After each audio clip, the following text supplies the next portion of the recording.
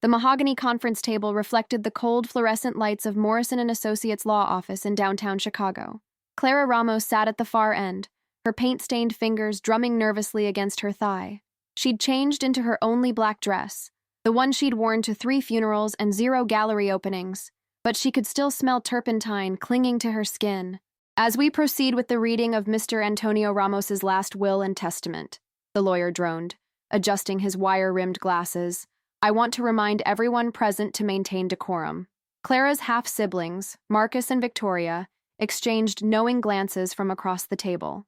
Marcus, immaculate in his 3-piece suit, checked his Rolex for the 3rd time. Victoria's perfectly manicured nails tapped against her iPhone screen, her engagement ring catching the light with every movement. To my son, Marcus Antonio Ramos, I leave my shares in Ramos Industries, the Chicago penthouse, and the contents of safety deposit box 447. Marcus nodded, unsurprised. He'd been groomed for this since childhood. To my daughter, Victoria Elena Ramos, I leave the Napa Valley estate, my art collection, and the trust fund established in 1998. Victoria's lips curved into a satisfied smile. The art collection alone was worth millions. The lawyer paused, shuffling papers. Clara leaned forward slightly. That concludes the distribution of assets as outlined in Mr. Ramos's will. The silence that followed was deafening. Clara's throat constricted. I'm sorry, what about— Oh, Clara, Victoria interrupted, her voice dripping with false sympathy. Did you really expect anything? You were never really one of us. Some bastard child Papa took pity on, Marcus added, not bothering to lower his voice. We don't even know who your mother was. Probably some— Marcus. The lawyer's sharp tone cut through, but the damage was done. Clara stood abruptly, her chair scraping against the floor. He was my father, too. Legally, perhaps, Victoria said, gathering her purse. But you never fit in, did you? Playing with your little paints while we built an empire. You couldn't even bother to visit him these last few months. I was working. I had a commission.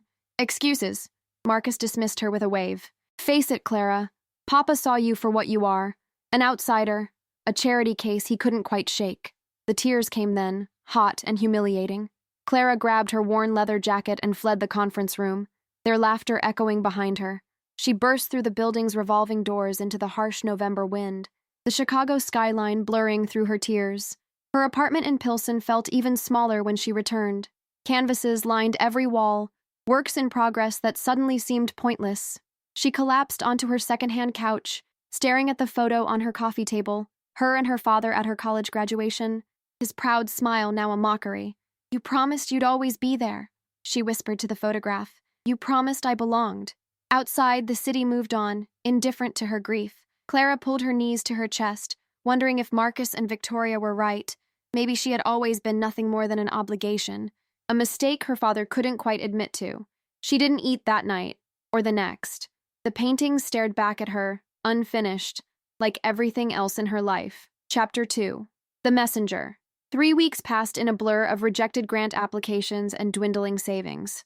Clara had just returned from another fruitless meeting with a gallery owner when she heard the knock. 3 short raps, deliberate and patient. She wasn't expecting anyone. The November rent was paid, barely, and she'd already ignored 2 calls from Victoria, probably gloating about some auction house interested in Papa's collection. Through the peephole, she saw an older man, perhaps 60, wearing a simple brown jacket and holding a worn leather satchel. His face was weathered but kind, with deep-set eyes that seemed oddly familiar. Can I help you?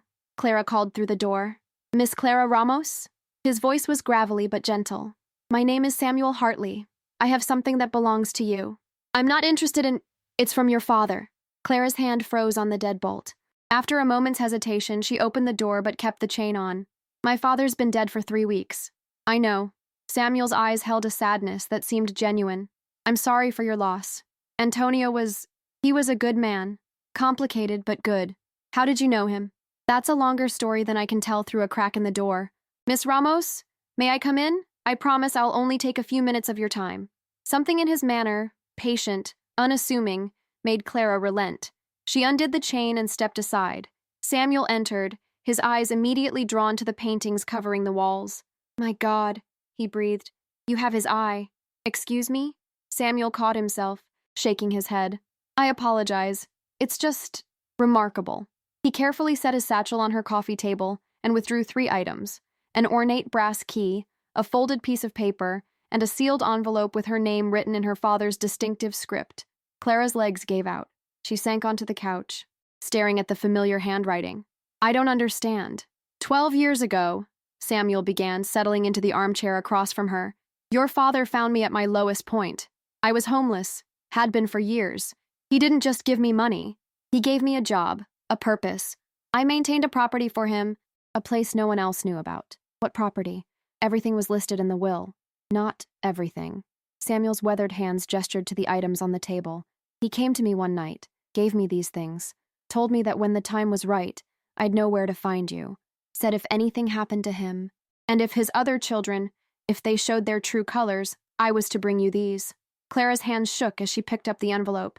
Why wait 3 weeks? Your father was very specific. Give them a chance to do right, he said. But if they don't, if they cast her out like I fear they will, then she needs to know the truth. What truth? Samuel stood, buttoning his jacket. That's not for me to say. The map will lead you to the house. The key opens the front door. What you find inside? Well, that's between you and your father. Wait! Clara jumped up as he headed for the door. Where is this place? How will I? Green Lake, Wisconsin. About 3 hours north. The address is on the map. Samuel paused at the door, his eyes soft with an emotion Clara couldn't quite read. He talked about you all the time, you know.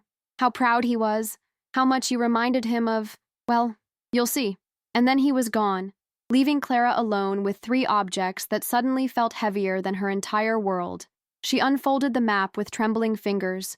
It was hand-drawn, her father's careful architect's lines, marking roads and landmarks. At the center, circled in red, was an address she'd never seen before. Below it, in his handwriting, where it all began. The envelope remained sealed. Clara turned it over and over, afraid to open it, afraid not to. Finally, she grabbed her keys and headed for the door. Whatever secrets her father had kept, whatever truth awaited in Green Lake, it had to be better than the emptiness her siblings had left her with.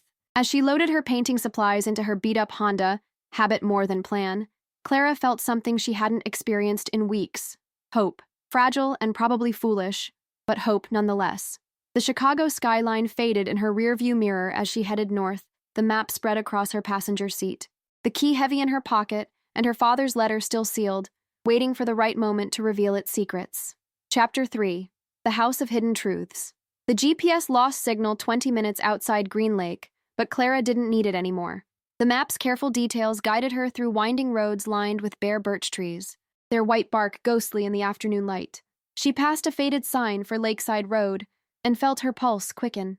The house sat at the end of a long gravel drive, modest but well-maintained. A 2-story craftsman with a wraparound porch, painted sage green with white trim. It looked nothing like the grand estates her father had favored, nothing like the architectural monuments to success he'd built in Chicago. It looked like a home. Clara parked and sat for a moment, gathering courage. The key felt warm in her palm as she approached the front door. It turned easily in the lock, as if it had been waiting. The interior took her breath away. Every wall was covered in art, not the investment pieces Victoria now owned, but different works. Sketches, paintings, even sculptures, all sharing a common thread Clara recognized with a shock. They were studies of her hands as a child, learning to hold a brush, her profile at 17, concentrated over a canvas, her eyes captured in charcoal with an intimacy that made her throat tight. "Papa?" she whispered to the empty house. In the living room, she found more, photographs she'd never seen. Her father as a young man, standing next to a woman with Clara's exact eyes, her wild curls, her stubborn chin. They were painting together, laughing, covered in oils and utterly in love. Clara's legs gave out.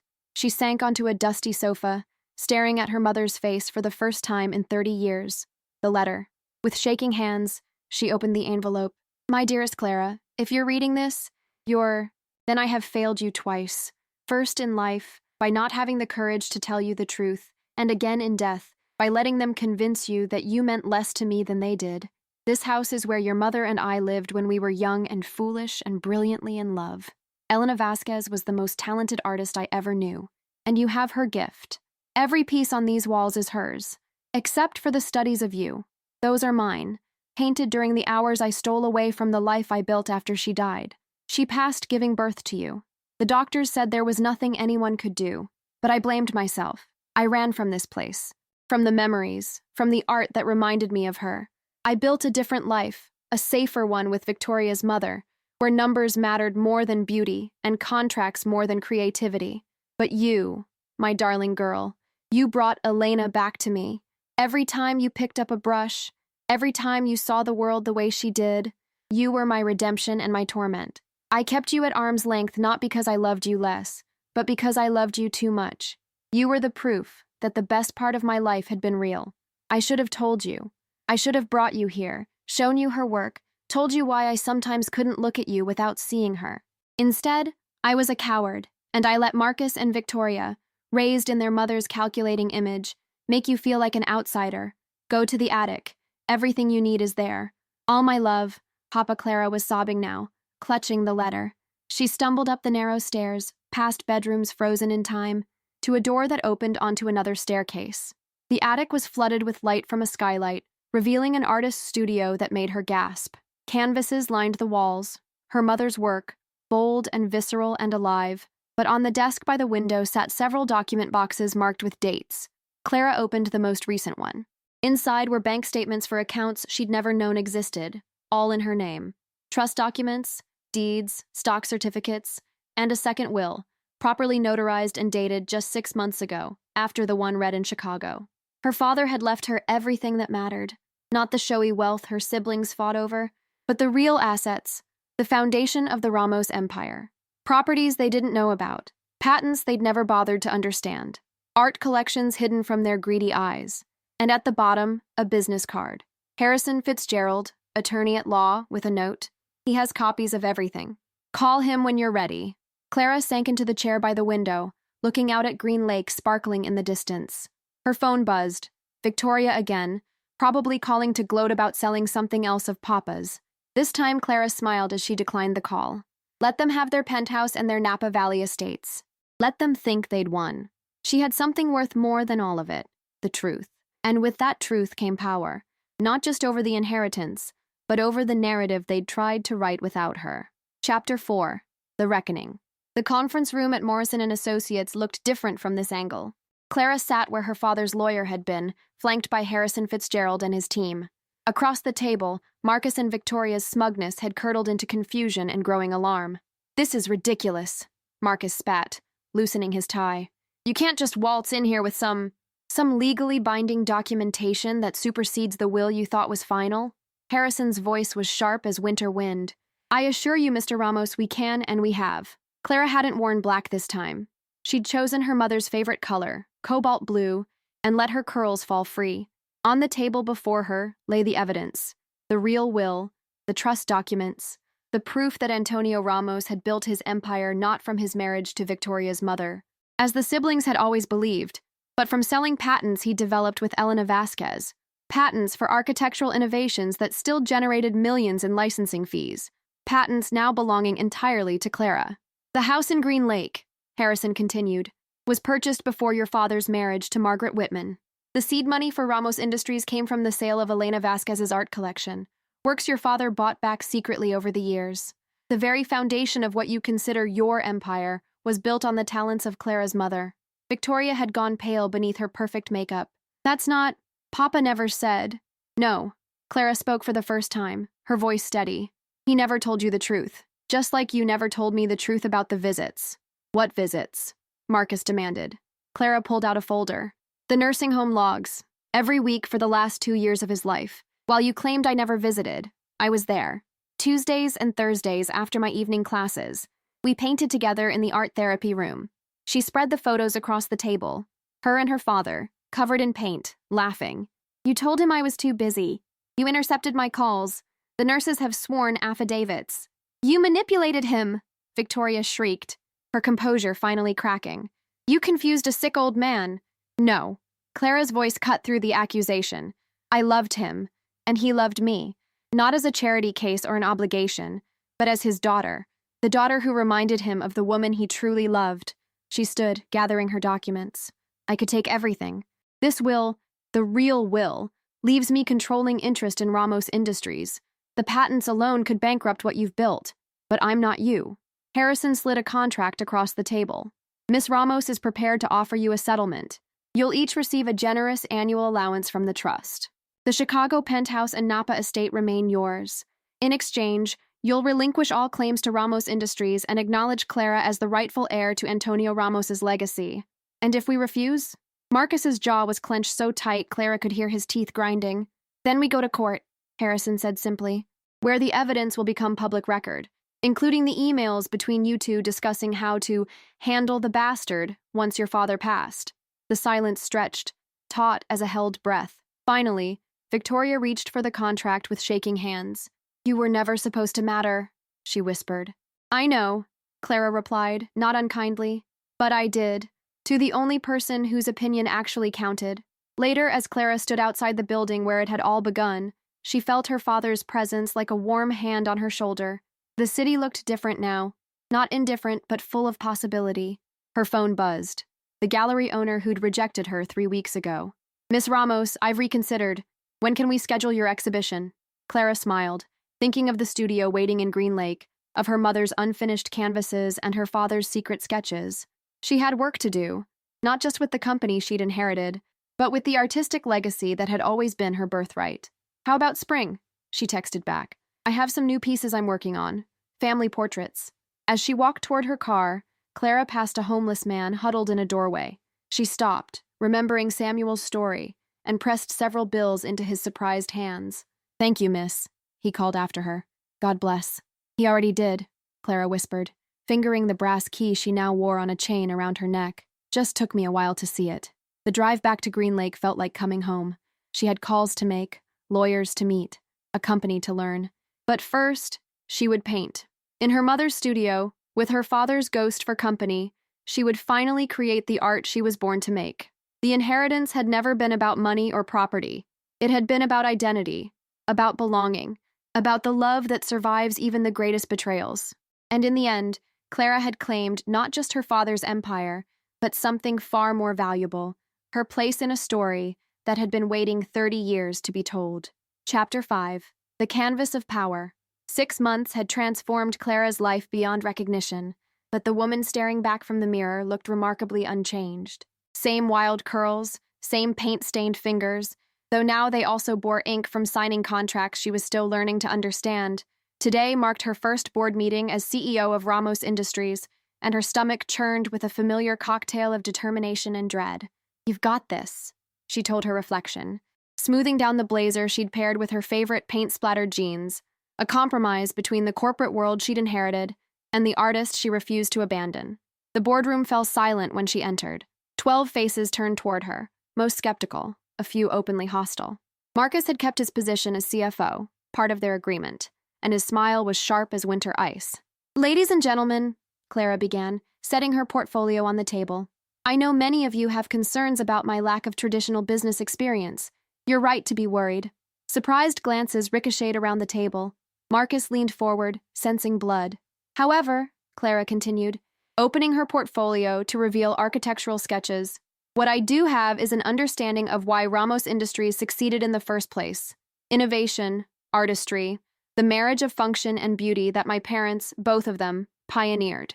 She unveiled her proposal, a series of sustainable housing developments that incorporated her mother's artistic philosophy with her father's engineering genius. Buildings that breathed, that worked with their environment rather than against it.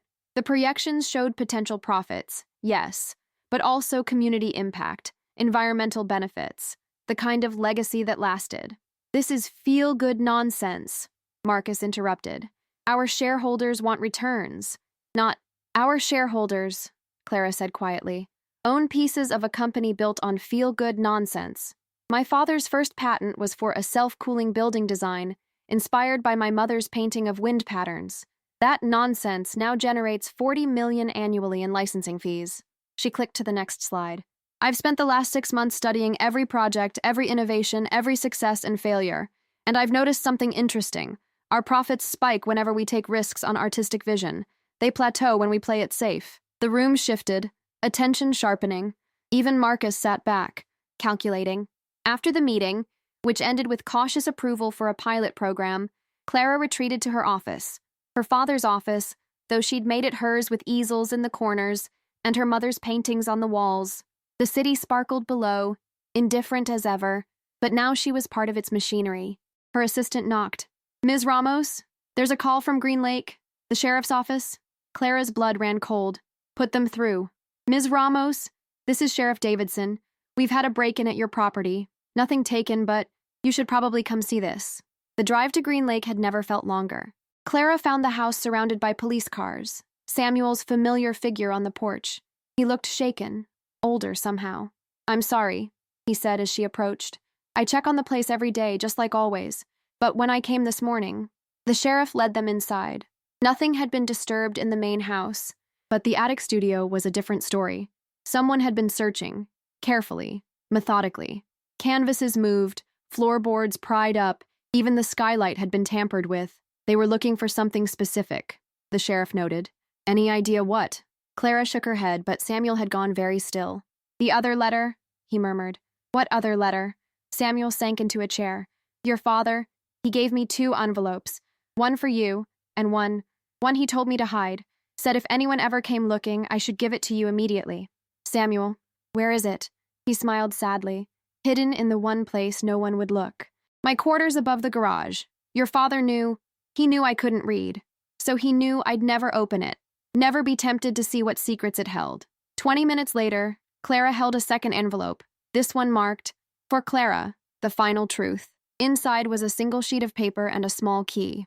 The letter was brief. "My darling, if you're reading this, then someone has discovered what even the lawyers don't know. Your mother didn't just create art. She documented everything. Every meeting, every deal, every person who later claimed credit for ideas that were hers. She hid these records in the house. I could never find them, but I knew they existed. She told me, just before, she said our daughter would know where to look, that an artist would see what a businessman couldn't. The small key opens a safety deposit box in Zurich. Account information is with Harrison. Inside is your mother's final painting, the one I told the world was destroyed. Someone wants these things, Clara. Someone who has much to lose if the truth comes out. Be careful. P." Clara looked around the ransacked studio with new eyes. Where would her mother hide something? Not like a businessman, worried about safes and security. Like an artist. Her gaze fell on the canvases lining the walls. Slowly she approached one, a landscape of the lake, peaceful and serene. But something was off about the perspective, the way the light fell. She'd noticed it before but assumed it was intentional, a stylistic choice. Now she saw it differently. The painting wasn't just depicting the view, it was pointing to it. Clara went to the window, lined up the angle. Her eyes tracked from the painted trees to their real counterparts, to a spot on the shore where an old oak spread its branches. "Samuel," she said quietly, "get me a shovel." They found the strongbox buried 3 feet down, wrapped in oilcloth. Inside were journals, photographs, correspondence, a complete record of Elena Vasquez's contributions to what would become Ramos Industries. And names. So many names of people now in positions of power, people who had built careers on stolen ideas. "This is why they fought so hard to cut you out," Samuel said, reading over her shoulder. "If you'd never found this place, then my mother's legacy would have died with her," Clara finished. She thought of Marcus and Victoria, of their mother's calculating nature. Did they know? Did they send whoever? No. Samuel's voice was firm. "This has the feel of older debts. Look at these names." "Clara, some of them are on your board of directors." Clara's phone rang. "Harrison, urgent." "Clara, I've been getting calls. Someone's spreading rumors about irregularities in the will. They're saying you forged documents that—" "Harrison," Clara interrupted, "clear your schedule. We need to meet. And bring your best investigative team." She hung up and looked at Samuel, at the evidence spread before them, at the violated sanctuary of her parents' love. "They want to fight?" Clara said, her mother's fire burning bright. "They've got one. But this time, we're painting with the truth." As they carefully packed the documents, Clara noticed something else in the box. A small canvas, wrapped separately. She unwrapped it to find a portrait. Her father, young and laughing, painted with such love it took her breath away. On the back, in her mother's hand, "For our daughter, when she's ready to see how much she is loved." Clara held the painting close, feeling the weight of legacy and love, of secrets and truth. The easy victory she'd won 6 months ago had only been the first stroke. The real masterpiece, justice for her mother, truth for her father, and her own place in their story, was just beginning to take shape. "Come on, Samuel," she said, steel in her voice. "We have work to do." The house stood patient behind them as they drove away, keeper of secrets no longer hidden, guardian of a love story that refused to be erased. And Clara, armed with truth and talent in equal measure, was finally ready to paint her family's portrait complete.